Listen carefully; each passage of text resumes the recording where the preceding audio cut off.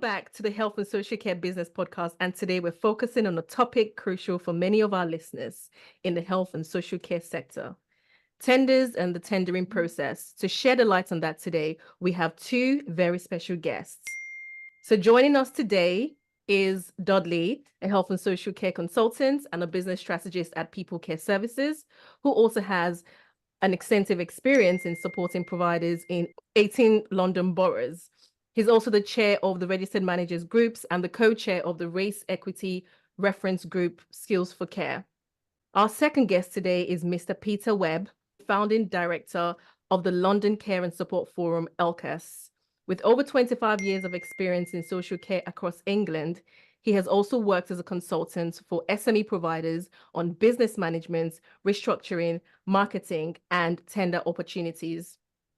Thank you so much for accepting to join us today, and you're both very welcome to our podcast. Thank you very much for having us today. And it's a pleasure to be sharing an area and a topic which seems to be heavily moving in a space which actually provides a lot of insight for domiciliary care as well. I would agree with what Dudley has just said, and also tendering has become much more important over the past couple of years, and it's something that is new to many providers, particularly the smaller ones. Absolutely. So today we'll be delving right into the world of tender writing and bidding processes, specifically within the health and social care sector. We all know how complicated and tiring the application process for tenders can be, from filling the ITTs, SSQs, and method statements. I've realized that the tendering process has become so complex in recent times, especially with framework councils presenting new requirements like the social values, TOMS calculators, GDPR regulations, and things like that. How do you think these new requirements will affect the tender writing process? And do you think they reduce the possibilities of a successful tender outcome? My view is that although the tendering process has, if you like, become turbocharged, the basics haven't changed very much. People need to actually bid for tenders that they have a chance of getting. Yeah. They need to not be afraid of taking on expertise in areas such as TUPE or GDPR, for example. And they need to be honest. And Dudley and I have been involved in many tenders.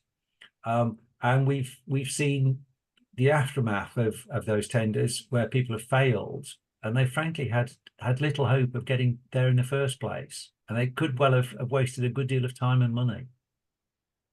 I agree with that. I think it's also very interesting because I think there is a lot of reaction to what's going on, and people hear that, for example, local authorities aren't cutting their budgets.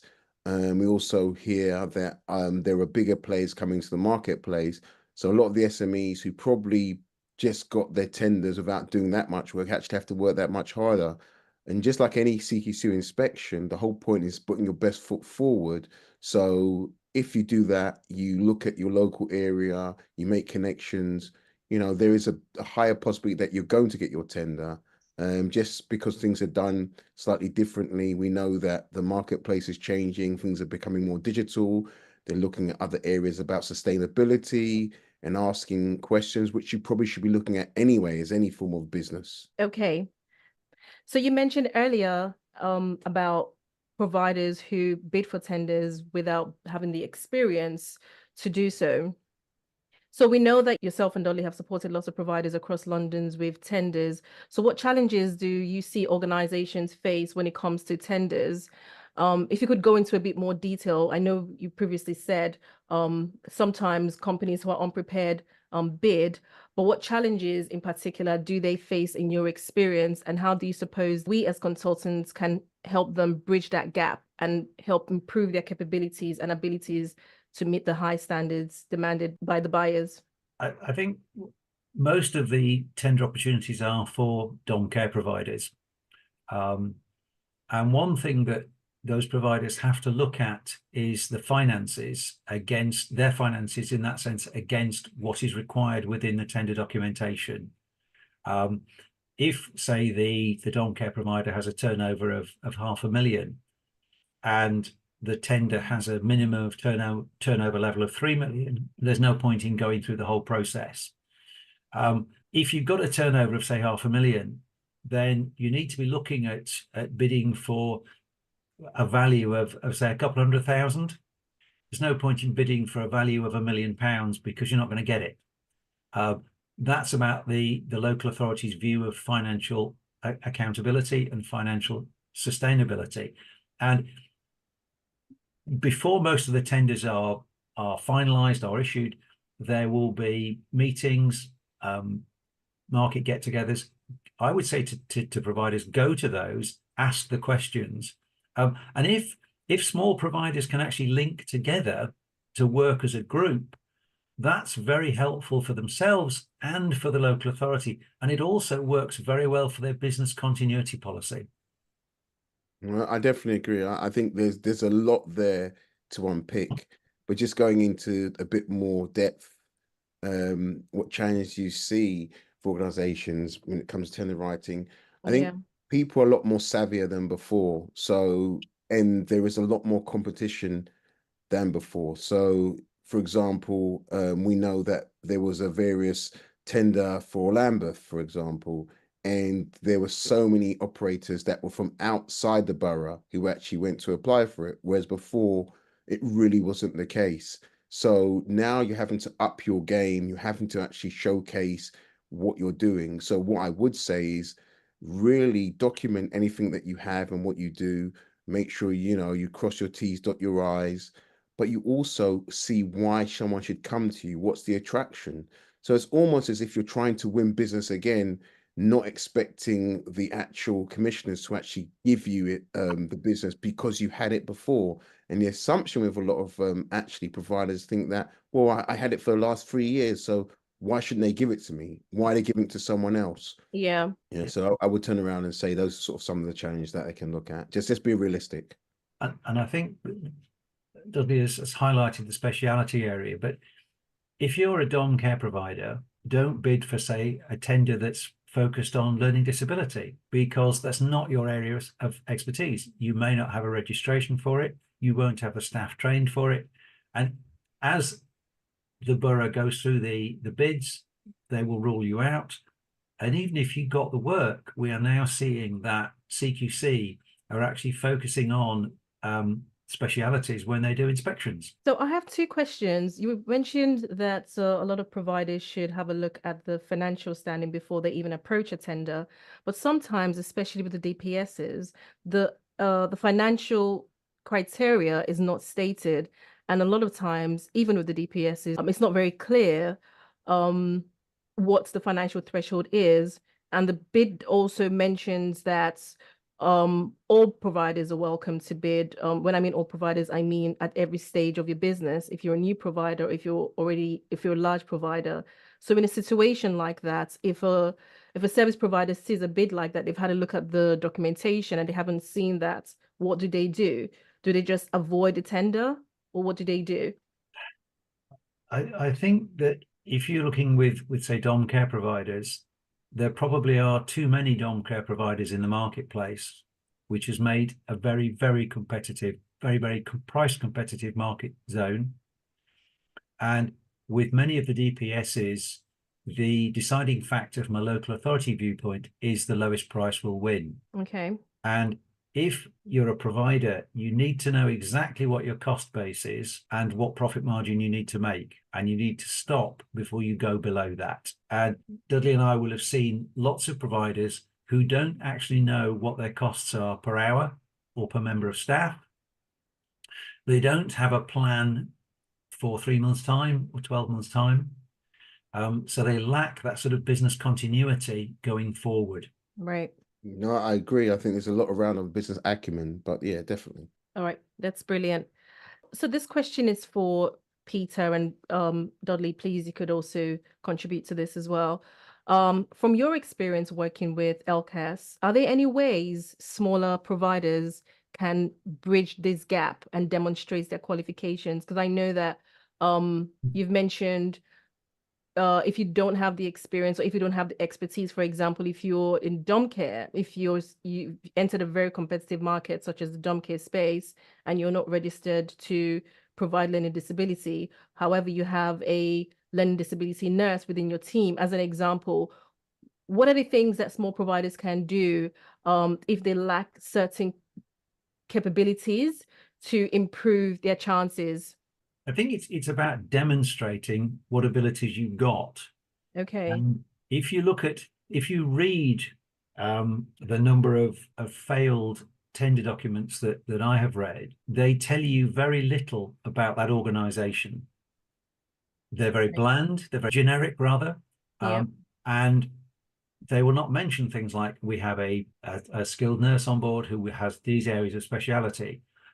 We frequently see no mention of in-house training, for example, and often a successful tender application will have examples of case studies, obviously anonymized, but it will say what they have done and how they have demonstrated that they've improved the lot of the client, and also how they've managed to reduce costs.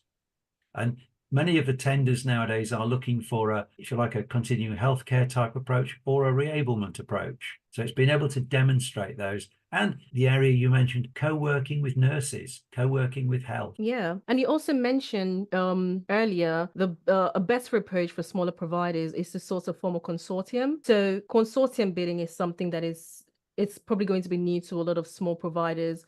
So how would they go about doing that? Because there's a legal aspect of that. How would they share the work? How would it, once they get the actual tender, how is it going to be implemented? What would the contract implementation look like with that, especially for new providers who already, they lack the experience and the knowledge of going to tender? Well, if you look at how some of the larger providers work with co-working, what they do is they set up a special purpose vehicle, which is a company, and they're all part of that. Now, that's perhaps a bit excessive for small providers. So the local authority would look for a lead partner. Okay. And the rest of the partners would be listed within the tender. And the reason it's useful from a local authority or the NHS point of view is that if one of those parties fails, then there is 3 or 4 or however many it is to pick up the slack, to sort out the problems. So the local authority does not have that problem to pick up. Brilliant. And they would have the best way is to have some sort of legal agreement, which they can get drawn up quite readily by a solicitor. It's not terribly expensive, because it's the sort of thing that a solicitor would have a template of ready to go. Absolutely. So how about in a situation, would you, or this is more of an advice, how about, or rather, if a service provider with small companies are looking to go down that route, what are the things they need to take into consideration? So for example, we know that a lot of tenders now, if you have inadequate or requires improvement, it's a disadvantage for you. So does it matter? I know it sounds like an obvious question, but for a consortium, does it matter your CQC rating, and what are the things that they also need to look out for when they're choosing consortium partners? Well, if you look at CQC ratings, such as inadequate, that inadequate rating may have been 4 or 5 years ago, and the manager may well have changed in the interim. So it's about picking areas of expertise and having confidence in your partners. And there are those people who are providers who are chasing up CQC to get a further inspection to raise their game to good. But it's back to a degree, it's specialities. If you're a dom care provider and you're covering one part of a borough, you can use another provider to cover a different part of the borough. So although you're co-working, you're not directly competing. And if somebody has got expertise in, say, supported living or in working with volunteer groups, then they're bringing something extra to the party. Absolutely. So it's a fact that even with providers going above and beyond to make sure they deliver top-notch tenders, the selection process can be quite rigorous and competitive. Sure. I mean, I think we have seen, one of the commissioners told me that they'd had 200 applications. So they had to delay the response because it took them so long to actually go through them. Okay. And what providers need to realize sometimes is that the questions in a tender document aren't necessarily all marked by the same person at the local authority. So they may be divided up so that one group of people will mark one question, another group of people will mark another question. So each question needs to have a bit of background in it, not assume that the markers, the checkers, have read all the documentation. And when you look at some of the responses that go in, and you've got, say, 1,000 words or whatever it is, that can look at the outset quite a lot until you start to fill it in. And it's sometimes easier to get more points across in a bullet point approach or with a bullet point approach rather than actually a straightforward narrative. But again, some of the simple key strategies are, tell the truth and stick to answering the question. Tell them what they want to know, not trying to answer a different question because you know more about that one. Yeah, I mean, I agree. I think there's also some other things outside of this, because I think new providers, when they set up the business, their aim is, I want to win a contract, I want to win a tender. Yeah, And it's their exactly. sole purpose of their business. You lack experience, but yet you want to have a big contract which is going to provide you and lead you and pay for your mortgage. So there is just the element of, even people start up, even with registering with CQC, the fact is that you may not be inspected for quite a while. And that may be one of the first requirements that's needed for a tender in itself. So what are you going to do? So new providers, I hear they come to me and say, Dudley, why hasn't CQC come and inspected me? I needed it. So what we have to look at is a different model, because I think if you're an expert in your field or you bring some experience to the table, the likelihood you are going to be taken more seriously. What I tend to say to new providers is, if you are going to specialize in any area, try and find a private client, actually document what you're doing, actually showcase how you've gone about it, get the testimonies from there, or work, or as Peter mentioned, co-production with another organization, even if it means that you take up some small jobs or work with them, showcase that you can deliver and you've showed compliance experience is there. Because one thing that people are going to measure you on is your success and your experience and your knowledge. If you can showcase that and specialize in any field, that's possible. My final piece of advice I would say is that everyone always goes for the mass market, or why don't you pick something which is unique? BTSs. Yep. Why don't you pick something which is unique to yourself as an organization, which means that you stand out and you are different from the others, from the norm. Otherwise, you're just in the same, as they call, taxi rank as the others. But the problem with that is the market, well, the buyers decide. So for example, if a service provider specializes or has a lot of experience dealing with asylum seekers, as an example, I'm not saying this is the case. What if there isn't enough tenders out there for that? And at the end of the day, it is a business and they do want to grow. So how does that strategy benefit a company like that or a service like that? I think what you're seeing, and anyone can be testimony of it, is that a lot of providers have been stung because they've all put their eggs in, say, for example, the London market or certain boroughs, and they're all going for the same tenders. And you'll probably see a lot of the names going around trying to get it done.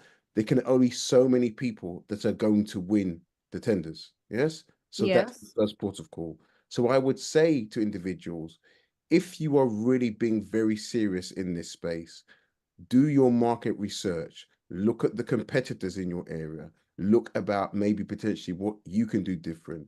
And if you cannot, but then you may potentially have to go in other parts of the country where maybe the pool or the amount of providers are a lot less. And you can also demand is higher. Yes. Then that's something. So you have to look at different techniques and strategies. This is not an accurate science. And it's not the case of, I applied to somewhere, they didn't accept me, and I'm upset. This is a business. You have to innovate. You have to move. You have to think about how to make your business grow and succeed, because there's always going to Absolutely. be changes that happen to the marketplace. Yeah.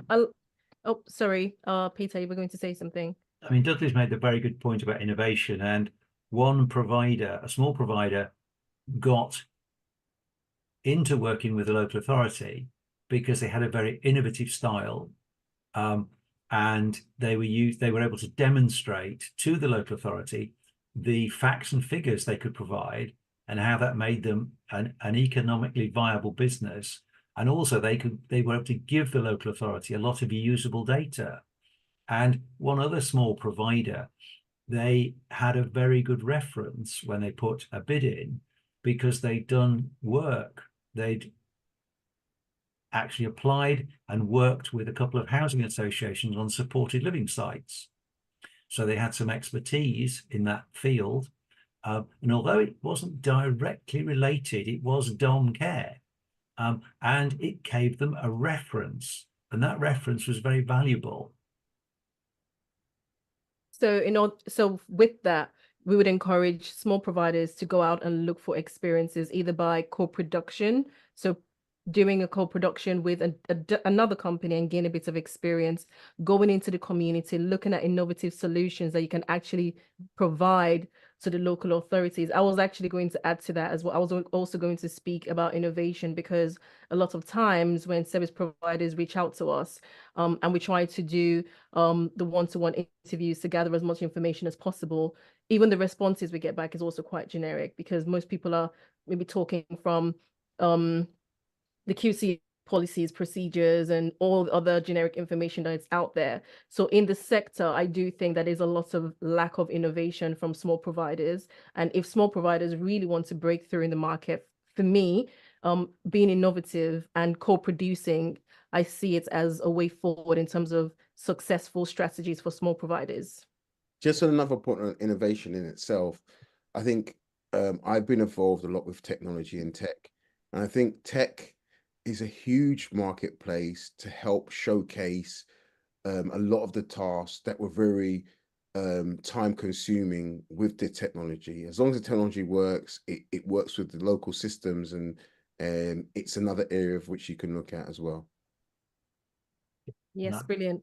So this is the follow-up question, and I know we've touched upon this, but we just want to know, can you recommend any strategies for existing providers? We've spoken about new providers, but there are existing providers who have been in the marketplace for a while, and they've now seen that the market space has changed. They have a lot of competitors, and some new providers are actually quite, well, innovative new providers.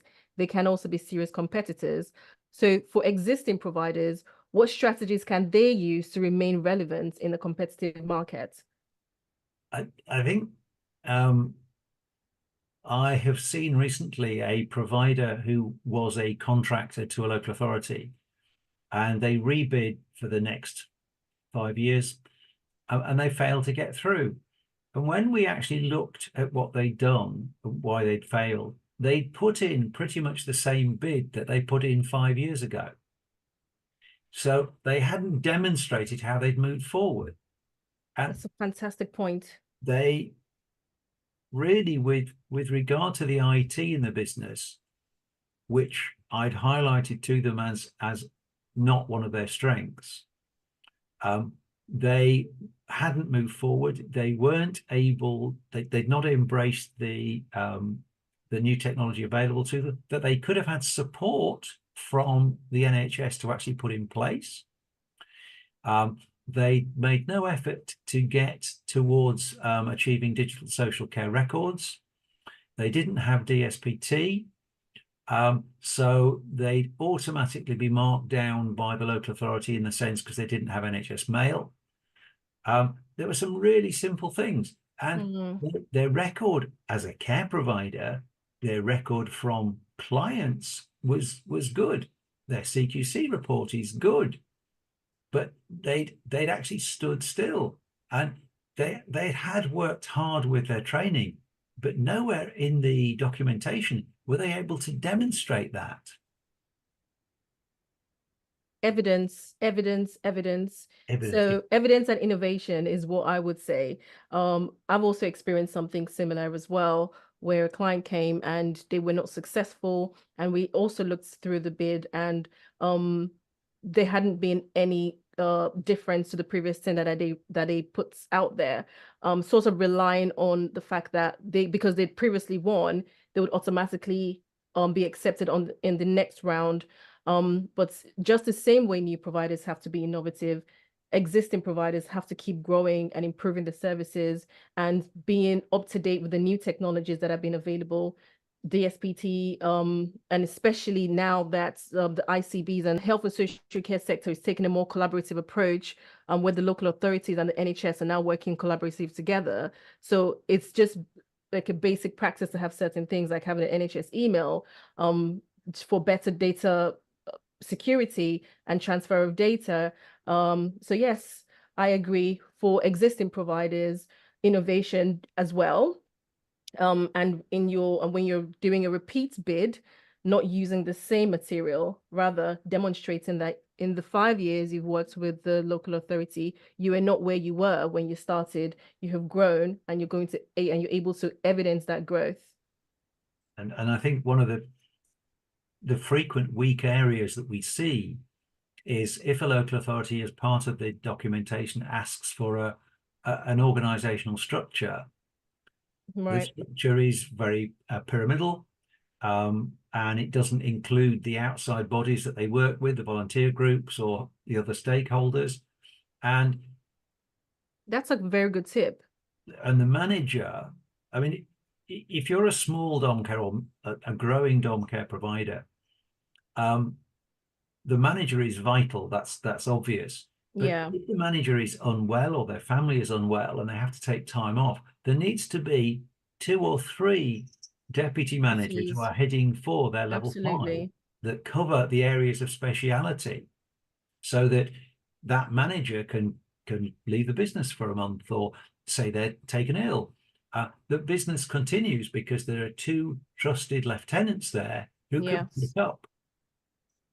No, I agree. I think there's other elements which are more basic that people sometimes forget, because from once you've done one tender, it's about using that information, storing it, making sure you update it, even slightly adapt it, and also work with your tender writers as well, because it's always good to hope that your tender writers understand, because they're usually writing on your behalf.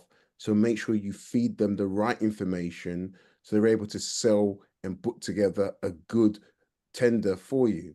A lot of the time, you know, the information that's shared isn't good enough, or you're leaving it in the hands of the tender writer who's probably doing the same tender for maybe 3 or 4 or 5 other businesses. So pretty much there isn't much difference.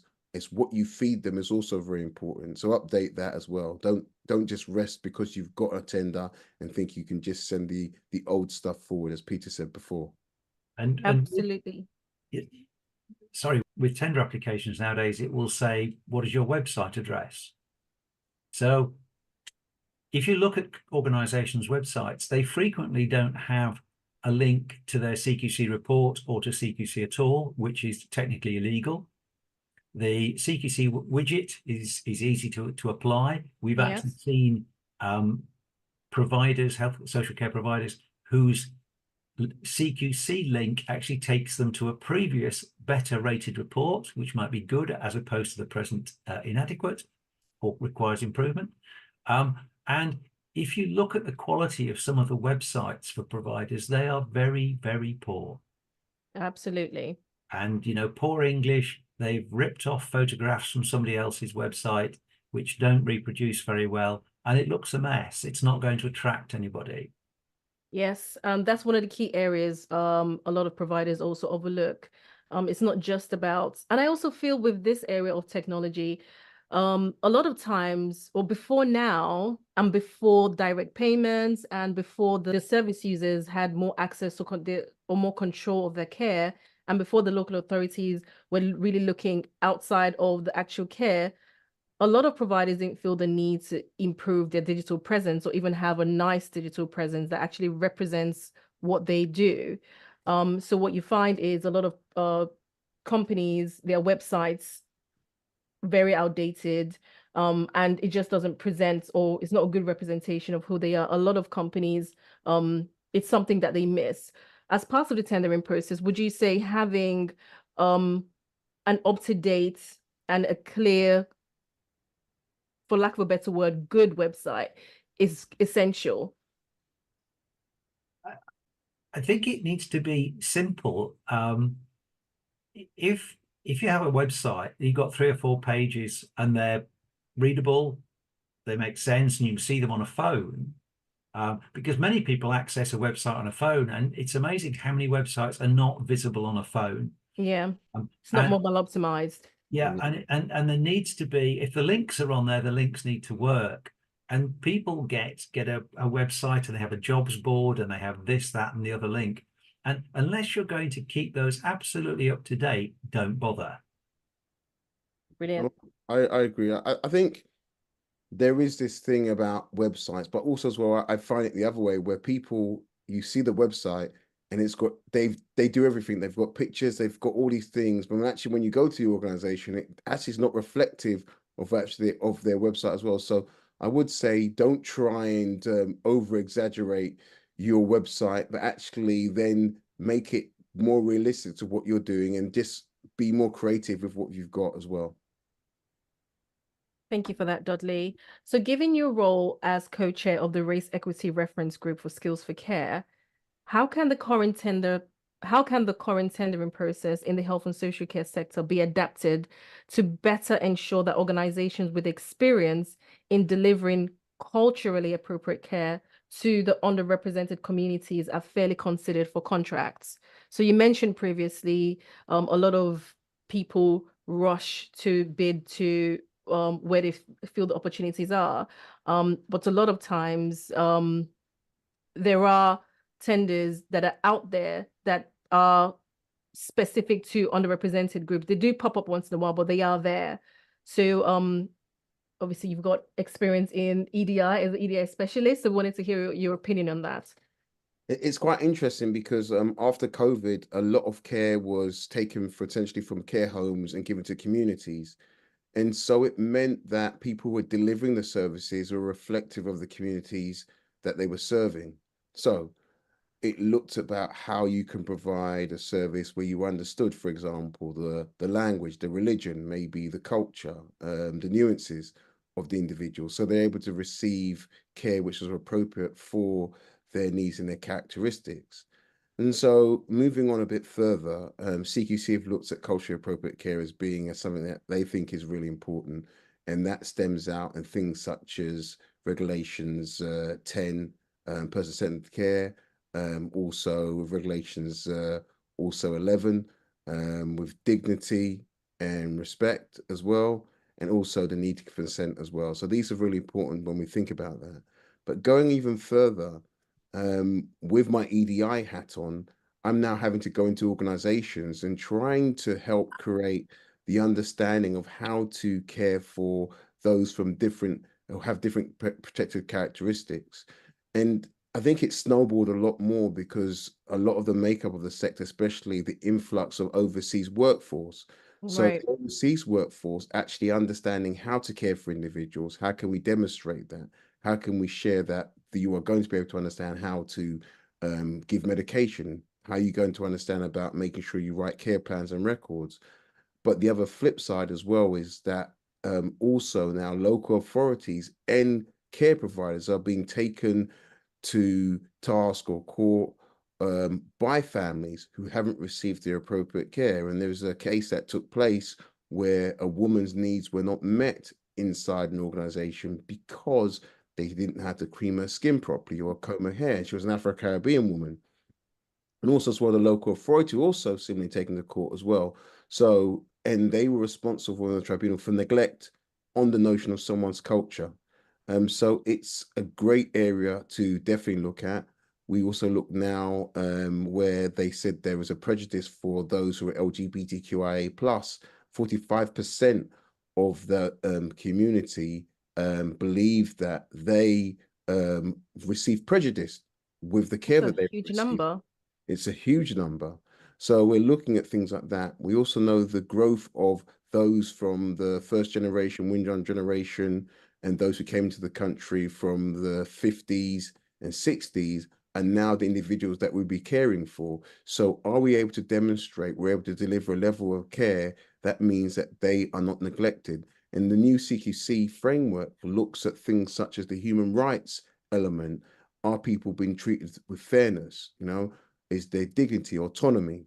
Yes. And so there is that to look at now. So it's a space where people actually don't think of, but actually needs to be demonstrated, because getting it wrong can be one of the biggest issues. And as you know, I talk a lot about culture-centered care, because culture-centered care is about actually, person-centered care is great, but if you do not understand someone's culture, then no matter how personal you get, you will get it wrong. So getting someone's culture right and understand someone's culture is a strong way of getting something right. So it's not the missed opportunities to provide communication with culture, and no barriers are missed to provide the appropriate type of care.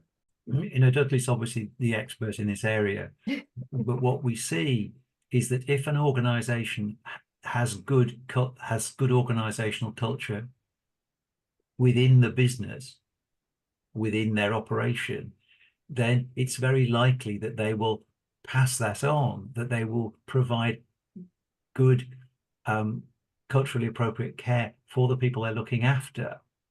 It's interesting to see how this has developed, and it has come to the fore, and yet the rules and regulations, if we say that from CQC, haven't changed in that sense. It's just something that has become looked at, and the exploitation of staff has grown, and social care is now a peak sector for staff exploitation. It used to be things like nail bars and hair salons, and now social care is the top area for staff to be exploited. And this actually does link with culturally appropriate care. It links with working, and it links to things like areas such as international recruitment.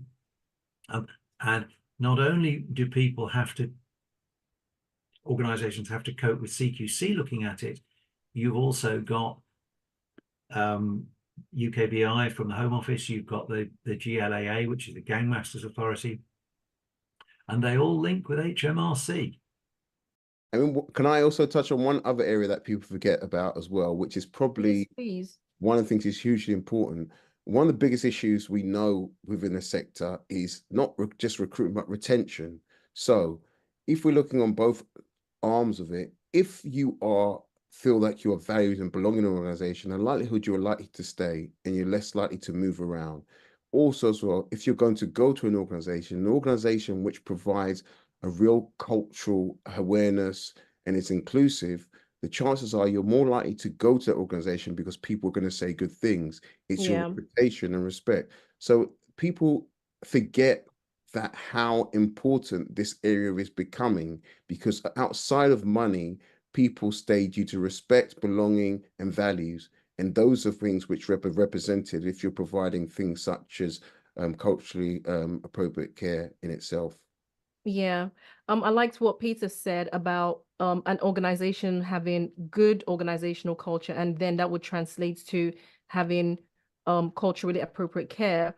Because if you have a good organizational culture, what that means is within your organization, irrespective of people's values, their cultures, you know, within your team, who is a Muslim, who is a Christian, what do I need to do? When is Ramadan? When do we need to, when are they fasting? When can we adjust the schedules to accommodate their religious needs or their personal needs? If you're doing this already, within your organization, you already know that these values and these differences exist. So it's going to be easier to translate that to your clients or your service users. So again, I feel this goes back to innovation. As a new provider coming into the sector, setting up, these are the things that you would also need to include in your organizational setup, and then evidence it whilst you're going to tender, and perhaps even looking for tenders that you could, if you're going to look for niche areas or try to be innovative, or perhaps even looking for those tenders where you can really demonstrate that you're able to implement, you understand cultural appropriation. the world as we know it is constantly changing and evolving, and new trends come up every day. So, how do you guys envision the tender writing market changing in the future? Can I quickly just come in here very quickly before Peter jumps in here? All So, right. I've been involved with tech and technology, and I think there is this whole new raft of what we know as AI, as everyone knows that has come. Of course. And Peter will probably add on this afterwards on whether it's for the good or for the bad. And I've got nothing wrong with AI and technology helping those with, for example, tender writing. Okay. Only problem I have is two things. There is a responsibility that at the end of it, there is a human person that we're going to care for. So if you're going to actually get something to describe or use AI just to make your service sound fantastic, make sure you can deliver on what you put down. Yes, because if you do not, it is something that can go against you. That is number Absolutely. one. Yes, and I think there's that. The other side of things is that we mustn't forget us as humans are feeding the machine. So if you give, for example, the AI or the person the right information, yes, it may enhance it, but it's giving you the fundamentals. If you do not give it the right information and you have a poor tender, or then it's down to your information that you've given it. So let's not think that it's going to be some magic silver bullet that's going to help you. Yes, there is still, we still have to deliver that human touch as well. But yeah, that would be something to do with that. Peter might have some immediate sort of change that are taking place as well. I am aware, I mean, obviously we're aware of AI and all the rest of it, but it also applies to local authorities, and they have tender reading equipment based on AI, and that will show that if a tender has been written is very similar to another tender. And we have seen examples where half a dozen tenders have been rejected because they may have come from different providers, but they all look very similar. And it could well be that those tenders had all been written by one consultant, one organization, had cost each of the providers several £1,000s, which they had paid, which weren't going to get back, and they'd simply been thrown out of the process. So your advice to that would be for the service providers to ensure that if individuals decide to go out to tender on their own, and they use AI, or other tender writers out there decide to use AI, they need to ensure that there's a human element to it as well.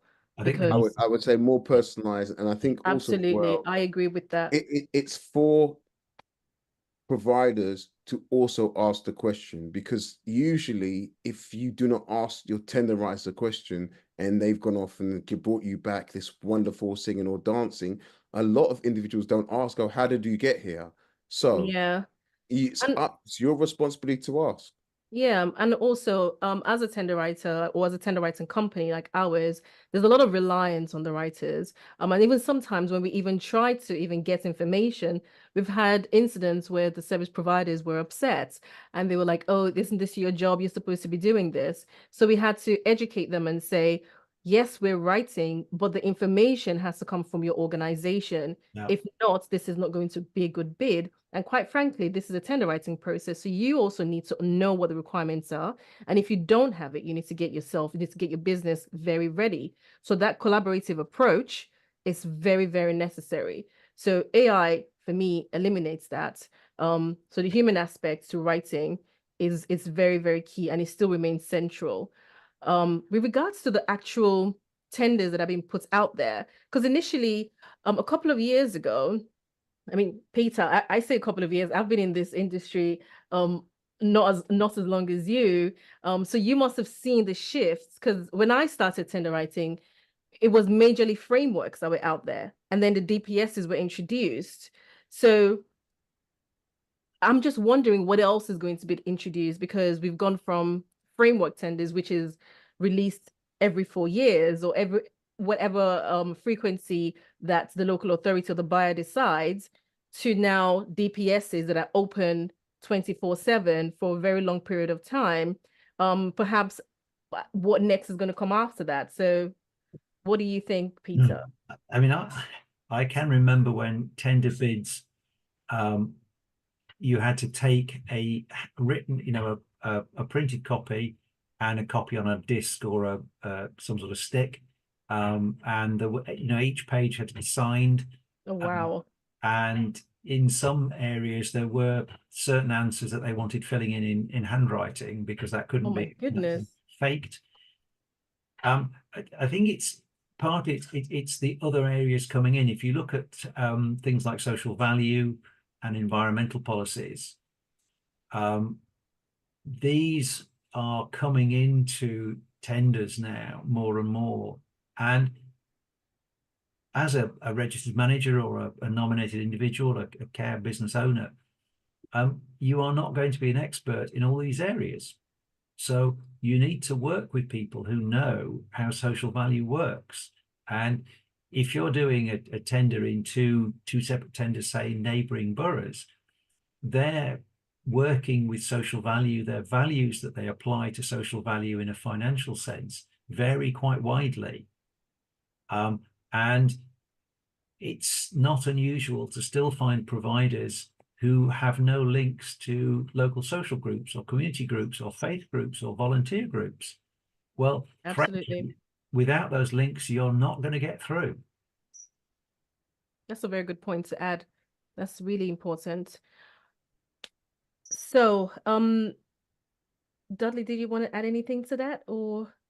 No, I think I think in this sort of modern day and era, I think it's about how, I think the bottom line is how do we win our business? And I think from Yes. that point of view, you talked about how can people now stay in a space, and even companies that have been there for a while, so they're not losing business, which we're hearing now.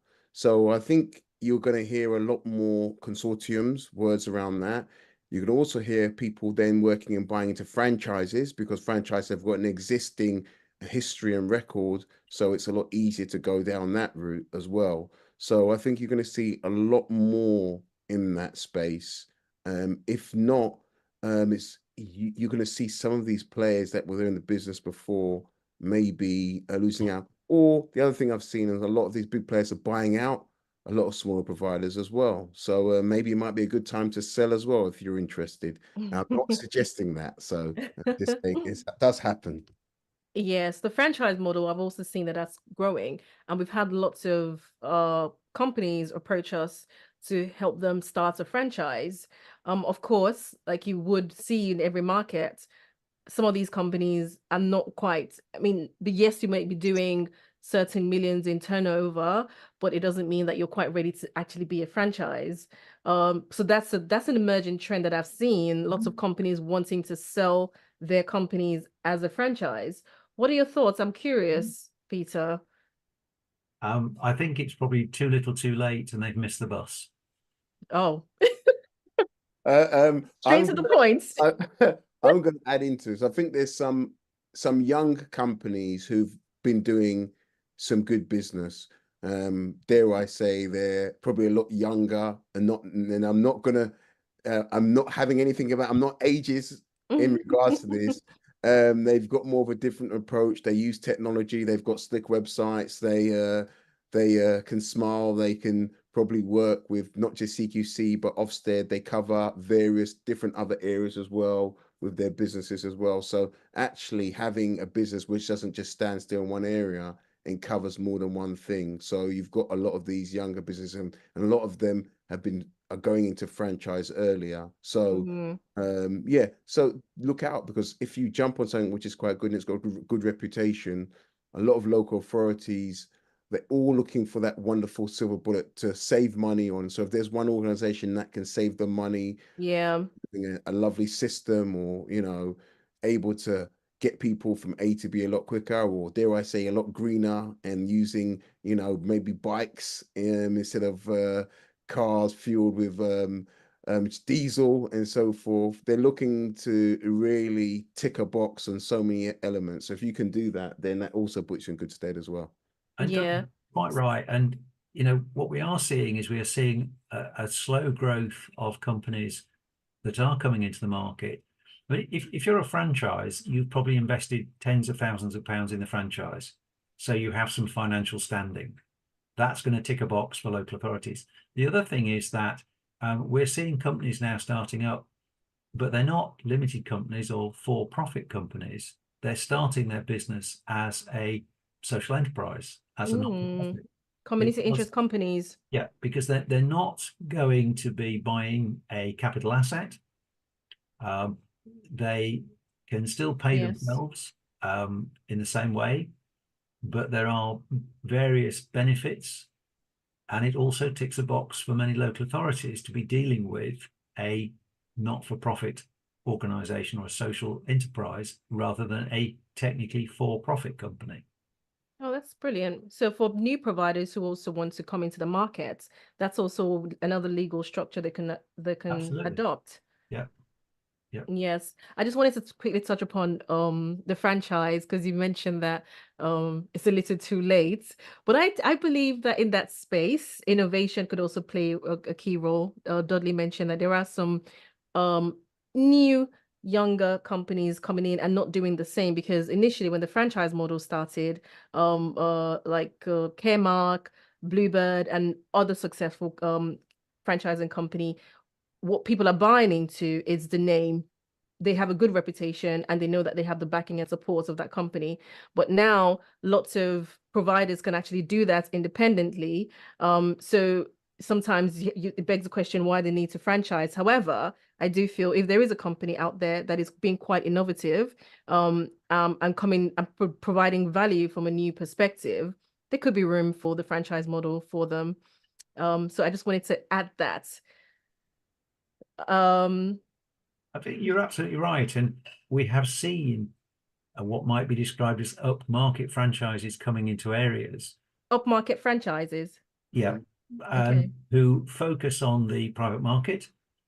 They charge much more money, but they have good websites. They have good people answering the telephone. Telephone is actually answered, which is doesn't always happen with a lot of providers. And they go out and seek work, and they've got that built-in reference, and they're not afraid to charge a good price because they have good service. I mean, to add to that, which I agree upon, and it goes back when I speak as having my consultant hat on, is that people are heavily relying on local authority business. So if you can actually create your own lane and have your own private clientele, then that's very good. And I agree with Peter, that's another area on which to look at. But don't think you can just walk in there. It may need a lot more money spent on your system, making sure it's accurate. You know, if you want that private marketplace, make sure you have, you know, you've done everything to make sure you will be, you know, looked at accordingly in there. So thank you. Yeah, and I think one other interesting point that Dudley's just reminded me about, one provider needed a new office, somewhere to work, because they had an office down a back street, and the lease was up. So they got a cheap lease on a retail premise on the edge of a shop centre. And from that, they sort of vinyled out the windows, saying what they did. And by having those vinyls there, they got people walking in going, can you provide care for us? That's so innovative. Again, another example of innovative ideas that bring success. Absolutely. Thank you so much, Peter. Thank you so much, Dudley, for your time today. I've learned so much myself, even as a consultant and as someone who provides tender writing. I've learned one or two things, and it's been such a pleasure to have both of you on here. Usually we like to end on a lighter note, and just to give listeners more information about yourself. Now, every week we have the weekly comics that we write, and we put out the comics out there to simplify complex topics. And for every comic strip, there's a lessons learned. We haven't actually decided the lessons learned this week, hence why I'm struggling, because it's about safeguarding.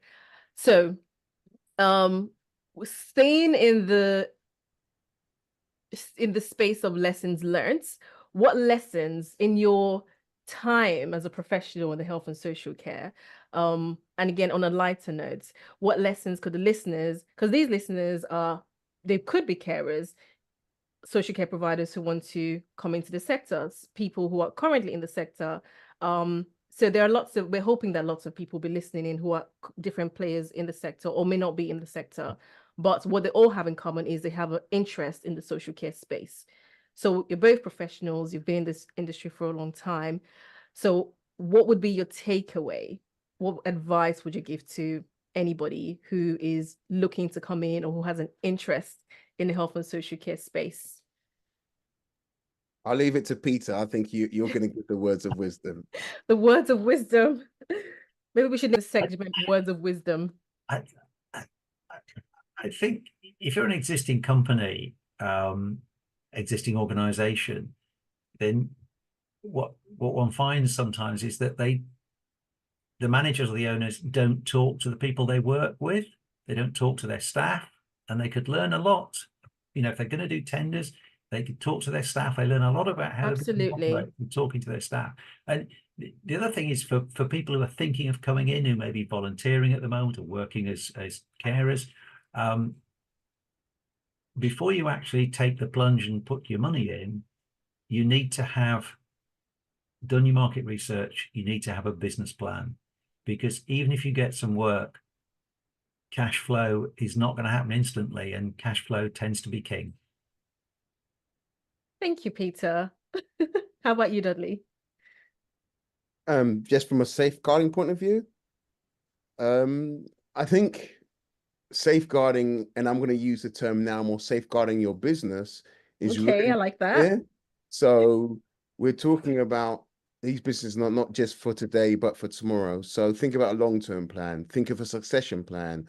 Don't just, for example, grow older. Try and bring in younger talent. Try and bring other people who are going to make your business be more attractive.